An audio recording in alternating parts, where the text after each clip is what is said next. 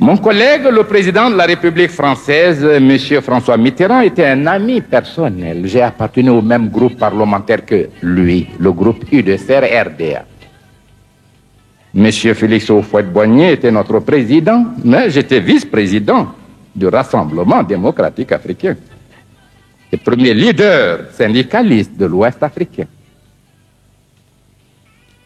Nous disons donc que nous avons voulu maintenir nos liens et même faire affermir l'amitié, la confiance entre la Guinée indépendante et la France. Mais il y a eu contradiction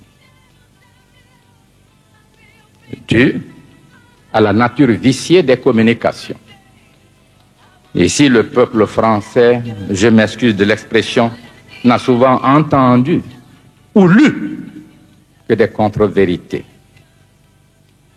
Ah, si je pouvais ici être considéré comme l'homme, le militant, sur une place publique, avec n'importe quel homme, discutant devant le peuple français de n'importe quel thème, de n'importe quel sujet, j'aurais été plus heureux. Parce que j'aurais abandonné le protocole et j'aurais pu clamer certaines vérités. Ceux qui sont venus à l'appel de M. le maire nous accueillir, j'ai dit certains sont des amis, d'autres ne savent pas pourquoi, pour qui ils sont venus.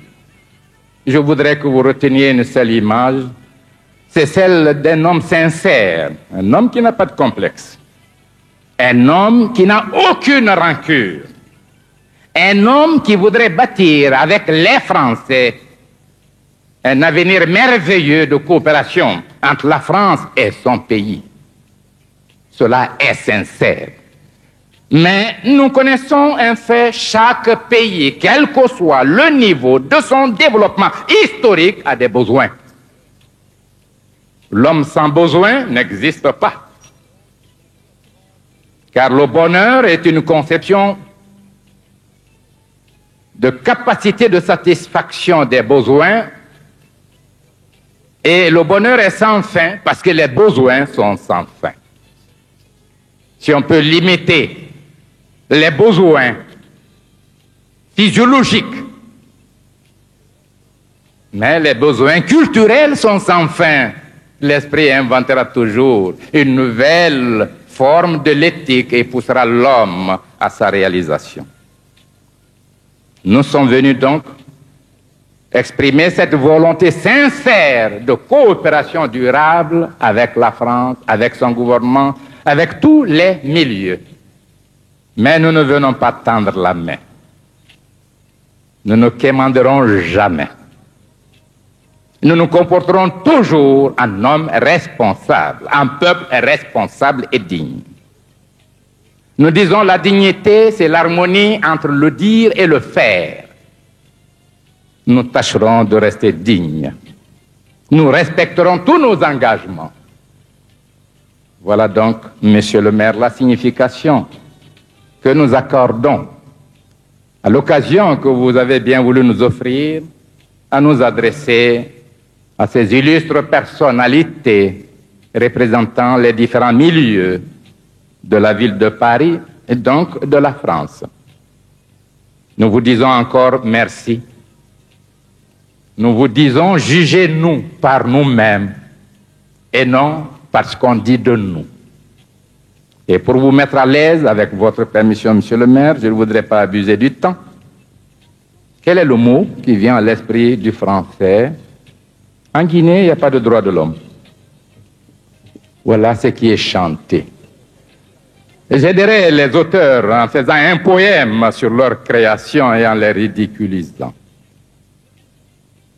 Je vous assure, au nom de tout ce qui m'est cher, de mes grands-parents qui ont symbolisé la résistance africaine, de moi-même qui ai dirigé, organisé cette résistance jusqu'à l'indépendance, en tant que leader des syndicats, leader des jeunes, jamais un homme en Guinée n'a été poursuivi pour raison politique, raison de délit de presse, raison de délit de parole. Si vous lisez mes thèses philosophiques, Pour moi, il n'y a pas de raison d'État. Et nous sommes le seul pays à avoir perçu la fusion nécessaire entre l'État, le parti et le peuple en créant une phase historique, celle du parti État. Vous n'avez qu'à lire les thèses philosophiques justifiant cette entité. Aucun individu en Guinée ne peut exercer une parcelle de l'autorité du pays, de la souveraineté nationale, sans avoir été élu par le peuple. À 17 ans, tout le monde est électeur. Aucune loi ne peut être votée par le Parlement guinéen sans avoir été soumise sous forme de projet à tous les villages, à tous les quartiers, pour que le peuple le discute, en détermine d'abord la moralité, en laissant au Parlement le soin de donner la forme régulière à la loi. Aucun peuple ne le fait. Nous sommes d'une démocratie avancée. Et ce n'est pas par orgueil quand je dis que notre système démocratique est en avance. Je voudrais que les plus sceptiques viennent en Guinée.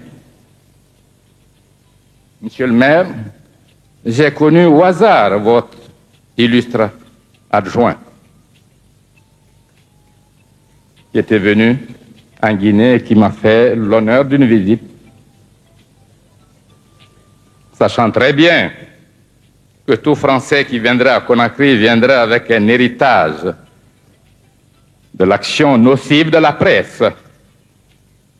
Je lui ai demandé de bien vouloir se promener avec moi un peu.